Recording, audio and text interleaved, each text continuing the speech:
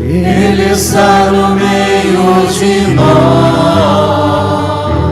Proclamação do Evangelho de Jesus Cristo segundo Marcos. Glória a vós, Senhor.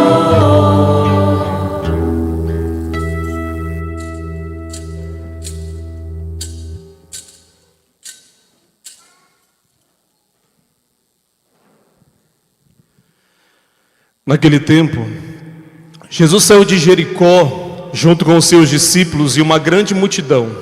O filho de Timeu, Bartimeu, cego e mendigo, estava sentado à beira do caminho. Quando ouviu dizer que Jesus, o Nazareno, estava passando, começou a gritar: Jesus, filho de Davi, tem piedade de mim. Muitos o repreendiam para que se calasse, mas ele gritava mais ainda: Filho de Davi, tende piedade de mim. Então Jesus parou e disse: Chamai-o. Eles o chamaram e disseram: Coragem, levanta-te, Jesus te chama. O cego jogou o manto, deu um pulo e foi até Jesus. Então Jesus lhe perguntou: O que queres que eu te faça? O cego respondeu: Mestre, que eu veja. Jesus disse: Vai, a tua fé te curou.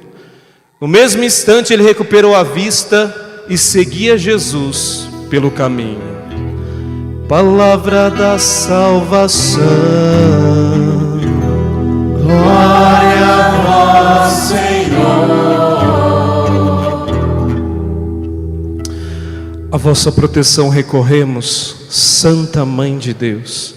Não desprezeis as nossas súplicas em nossas necessidades, mas livrai-nos sempre de todos os perigos. Ó Virgem gloriosa e bendita. Amém. Rogai por nós, Santa Mãe de Deus, para que sejamos dignos das promessas de Cristo. Amém. Você tem medo de barata? Uma já gritou lá, sim, bem forte. Tem medo de cachorro? Hã? Não, né? Ah, tem. Alguns têm. Tenho medo, tem um amigo meu que eu estou tratando ele. Ele tem um nome chique, ele tem nomofobia. Sabe o que é isso? Eu já balançou a cabeça que sabe. Que sabe o que é nomofobia? O rapaz, o cabra tem medo de ficar sem o sinal de celular. Você está com ele no carro, ele começa: meu Deus, se eu ficar sem o sinal, o que vai acontecer? O que vai acontecer? Isso e é uma doença psiquiatra já entrou no DSM-5, que é o livro de psiquiatria, onde registra as doenças. Nomofobia, tem medo, porque imagina só, está tão acostumado, essa doença pega no mais jovem, tão acostumado a ficar com o celular para tudo, e se faltar, o que vai fazer, né? Se vai faltar, meu filho, você senta, toma um sol, deixa a vida acontecer. Tem esses medos são engraçados. Esses medos são engraçados até, né? Eu me lembro de uma mulher aqui em Terra Boa. Tive que ajudar ela a tratar. Vinha a chuva, coitada, ela ficava uma semana ruim. Medo de chuva.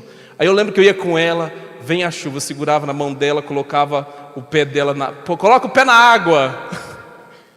Colocava o pé na água para tomar a chuva, foi indo, agora está aqui dentro. Agora ela já vive bem, agora a chuva não faz mais tanta coisa com ela. Mas de traumas que vive na vida, esses medos são até engraçados. Agora você tem medo da doença? Olha o silêncio que fica. Você tem medo da solidão? Fala para mim, quantas pessoas dependem de você? Você tem medo de ficar sem seu emprego? E se você ficar sem seu emprego, se você não achar outro emprego? Pesou o clima, né? Pesa mesmo. Isso que o Padre está dizendo para você é o fundamento de toda a ansiedade que eu e você vivemos.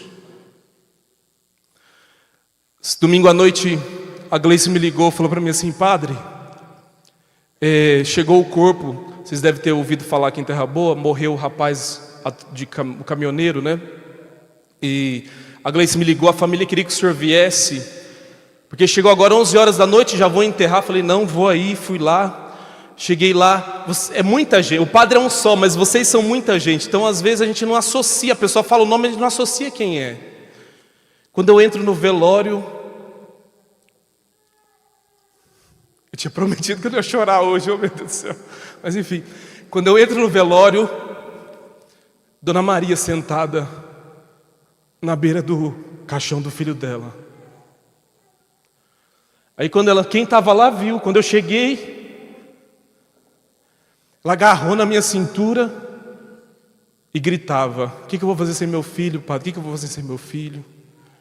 E eu, calma, calma, e rezamos lá. Eu acho que a Dona Maria nem viu o que nós rezamos, nem sei se ela escutou alguma palavra. Nessas horas, a pessoa que está envolvida, não sei nem se ela escuta alguma palavra do que está acontecendo, mas ela só me abraçava e dizia, o que eu vou fazer sem meu filho, padre? O que eu vou fazer sem meu filho? É hora que o medo da vida, te amordaça.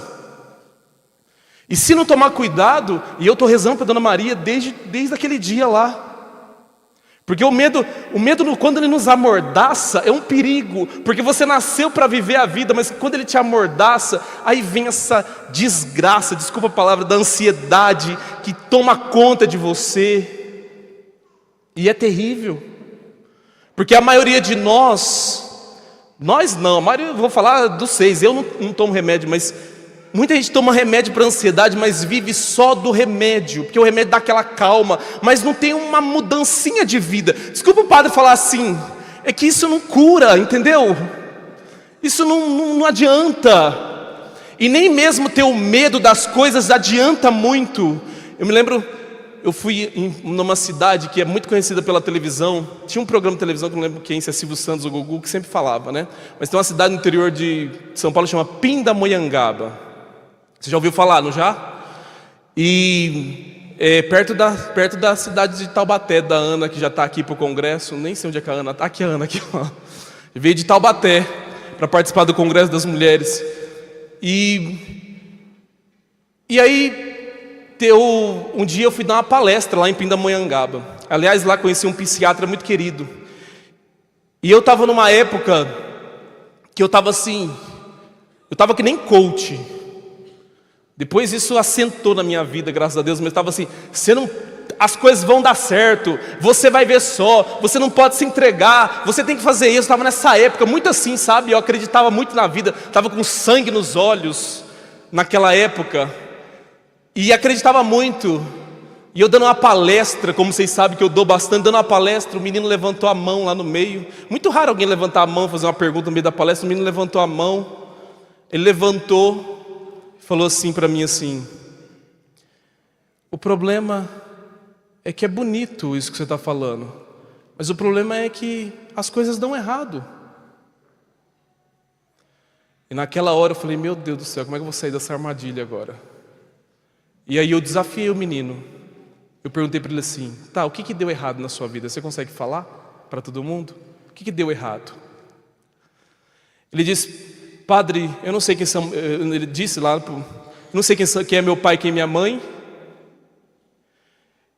E eu cresci num orfanato. E eu tinha o sonho de ser adotado. Mas nunca fui adotado. Quando eu tinha 13 anos de idade, eu fui adotado. Adolescente, o senhor sabe que isso é raro. Eu falei, é raro mesmo. Ele disse, eu fui adotado com 13 anos de idade.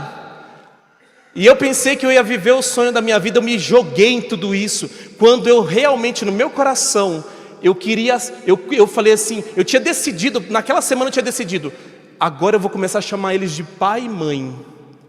Eles me chamaram numa sexta-feira à noite, sentaram e falaram assim para mim assim, olha, o problema não é com você, o problema é com a gente não quer que você entenda isso, mas a gente vai te devolver para o orfanato. E ele em pé assim, dizendo aquilo, e aquele silêncio, sabe esse silêncio que o padre provocou aqui, de quando você pergunta alguma coisa grave, séria, aí fica todo mundo assim. E eu disse para ele assim, no meio daquela palestra, na verdade acho que foi o menino que fez a palestra aquele dia, e eu disse para ele assim, tá, desde lá, que você voltou para o orfanato. Hoje você não está mais no orfanato. Imagina que você trabalha, imagina que você conheceu pessoas, porque você já está com quase 40 anos de idade. Mas desde lá, aconteceram tantas coisas na sua vida. Então eu vou te fazer uma pergunta. Já que isso foi tão importante para você, então imagine que Deus vem e diz para você tem uma opção hoje. Eu vou te dar os pais que não te quiseram. Até se você quiser os pais biológicos, eu te dou os pais que você não quis. Mas vai morrer todo mundo que passou pela sua vida, pela sua história até aqui. Você com 39 anos de idade. Vai morrer todo mundo. Você quer quem? Você quer os pais da sua vida? Ele parou um pouco. Ele até brincou, ele falou assim, armadilha, né, padre? Mas eu quero a minha vida. Por que aquele rapaz disse isso? Por que aquele rapaz disse isso? Por quê? Por que ele não escolheu? Porque aquilo não é tão importante, o pai e a mãe deixou ele. Por que ele não escolheu o pai, então, do que tudo que ele viveu na vida, as pessoas que ele conheceu, tudo que ele passou? Por que ele preferiu a vida do que os pais? Ele poderia falar, não, quero meus pais. Por que ele escolheu a vida? E eu já imaginava que ele ia escolher isso, porque eu trabalhei muito com órfãos. Sei muito bem como é que funciona a coisa. Mas por que ele escolheu a vida dele? É isso que eu e você precisamos de uma vez por todas entender. Vai dar errado, muitas coisas vão dar errado, como muitas coisas vão dar certo, não tem problema, a vida é feita disso. Dizer para uma menina, essa semana ali, na missa das 6 da manhã, que ela veio conversar comigo, e eu dizia para ela assim, filha, a vida não é assim, seu Deus carregou uma cruz, seu Deus carregou uma cruz nas costas, você disse que acreditou em Cristo, você precisa dizer para você mesmo, isso que o Pai está te dizendo aqui. Você precisa acreditar na vida, mesmo quando você cobre a cabeça e descobre o pé, mesmo quando você descobre a cabeça, cobre o pé e descobre a cabeça, você precisa fazer isso, porque senão é muito simples. Fazer que nem o rapaz, eu vim falar para ele, morrendo de ansiedade, coração disparado, ansiedade, e ele dizia assim, e eu falava para ele assim, para, aliás esse é um conselho que eu nunca mais dei para ninguém. Quando a pessoa está com ansiedade, a gente tem que dizer, calma, não se preocupa, tem que tirar a preocupação. Que jeito, meu filho, a pessoa está ansiosa, a preocupação é o de menos agora. E aí eu dizia para ele assim, calma, não se preocupa, olha, calma, deixa as pessoas agora, você tem que descansar, deixa as pessoas fazerem por você, você precisa desse tempo, tudo mais. A mulher dele me liga e fala assim, padre, o homem agora despreocupou de uma vez que ele não quer viver mais nada. Tive que ir lá e falar para ele assim, filho, era para você não se preocupar por um tempo, seu corpo melhorar, sua vida melhorar, agora levanta! Agora vamos embora, meu filho. O corpo era só para o corpo reabastecer, não é para você esquecer da vida e agora os outros que me carreguem? Como é que vai viver um negócio desse? Não tem como. Você precisa acreditar na vida, e acreditar na vida significa acreditar em Deus. Acreditar na vida significa que você não pode deixar Deus fora da tua vida, porque Ele é o dono da vida. Santa Teresa de Jesus diz assim, mira que telemira, olha quem te olha. E eu ficava pensando, por que essa mulher repete isso nesses livros? Olha quem te olha. Quando você olha nos olhos de uma pessoa, já percebeu que a primeira coisa que acontece quando você tem vergonha, você não consegue olhar no olho da pessoa? Os olhos transmitem vida. E ela diz assim, olha para Jesus, mira que ele mira, olha para Jesus, olha para Jesus. Ou seja, olha para quem te olha, porque ela dizia assim, se você olha para Deus, os olhos que te olham de volta é de quem te criou, é de quem te modelou, é de quem te fez. Então quando esse Deus olha para você, você ganha a vida, porque é Ele que te dá a vida. Você precisa olhar para Jesus. Olhar para a vida é olhar para Jesus. Olha para Deus. Olha para Deus. O padre, eu esquentado com uma situação e querendo já fazer barraco e confusão por causa de uma situação, e eu lá preocupado com aquilo, até fiquei meio sem dormir com aquilo, não sei o que. Aí no outro dia conversando com um padre lá da minha congregação, conversando com ele sobre aquilo, aí ele mandou uma mensagem assim para mim assim: padre, vamos confiar em Jesus. Caiu minha ficha. Aí eu falei: desculpa senhor, o senhor está desde ontem sabendo dessa situação, mas foi o único que eu deixei de fora. E aí quando eu coloquei ele a par da situação, quando eu coloquei Jesus a par da situação, é verdade que o negócio não aconteceu como eu queria, mas o negócio aconteceu melhor ainda. Teve como diz os jovens, teve um plot twist. Sabe o que é isso? Sabe o que é isso, Jaime? Não? Depois eu te explico. Também aprendi. Plot twist é quando tem os jovens dizem que o negócio deu uma reviravolta surpreendente. Quando o negócio muda de uma maneira surpreendente, vai mudar na sua vida de maneira surpreendente, mas você precisa entender como esse menino naquela noite entendeu. Ah, não, é verdade. Eu prefiro acreditar na vida, porque se eu ficar parado nessas outras coisas, o que me adianta? Não me adianta nada. Não me adianta nada. Eu vou fazer a pergunta mais simples da vida. Como é que está seu coração hoje? Talvez você está feliz aqui, que bom. Talvez você está preocupado, ansioso. Talvez está triste. Os corações, eles dizem muita coisa, mas como é que está seu coração? Queria que você desse seu coração para Deus hoje. Sabe, eu rezei hoje durante o dia, pedi ao Senhor assim, falei: Senhor, pelo menos metade de nós tem que sair daqui menos ansioso. Pelo menos metade de nós tem que sair dessa igreja hoje assim. Como é que está teu coração? Conta para mim não. Conta para Deus. Baixa sua cabeça um pouquinho.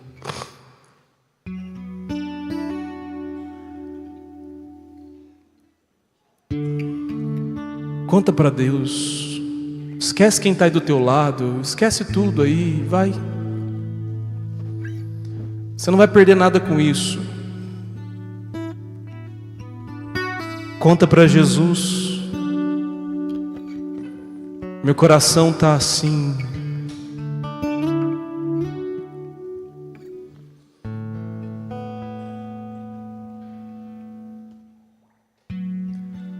Senhor, meu coração está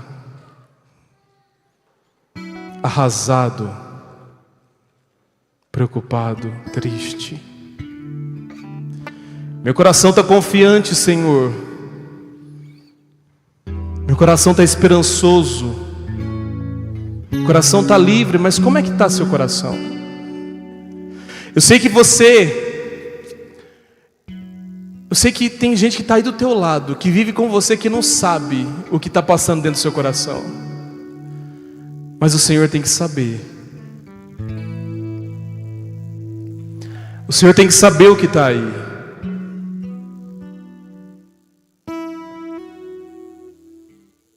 Só seja simples e diz a Deus: meu coração está assim, Senhor. Meu coração está desse jeito. Eu quero te entregar. Para quando eu comungar, para quando o Senhor passar no Santíssimo Sacramento, mais uma vez, que a minha vida tenha um plot twist, que a minha vida mais uma vez seja transformada, renovada.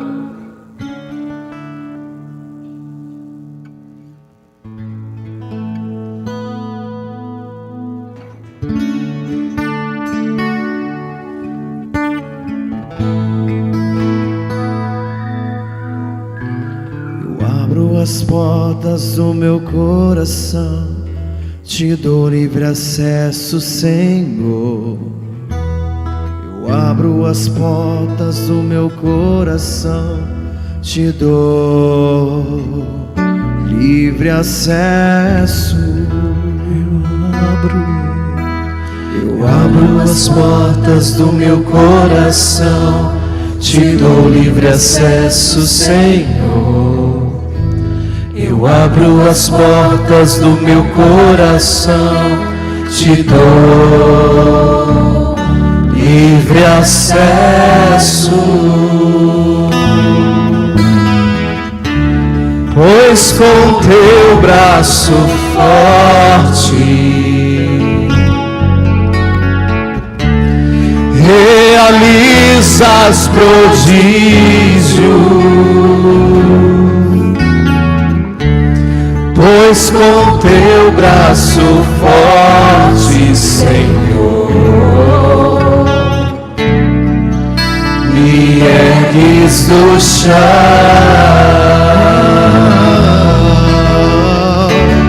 Pois com teu braço forte realizas prodígio. Pois com teu braço forte, Senhor, me ergues do chão. Faz essa oração assim, compadre. Diz assim no teu coração: Senhor Jesus, eu sei que às vezes no peso da vida me falta fé, mas hoje eu te peço que o Espírito Santo pegue nas minhas mãos e faça como Tomé. Coloque o dedo na sua ferida. Para que eu possa ser lavado, curado pelo poder do sangue de Jesus. Assim seja. Amém. Fica sentado. Cantemos o nosso ofertório.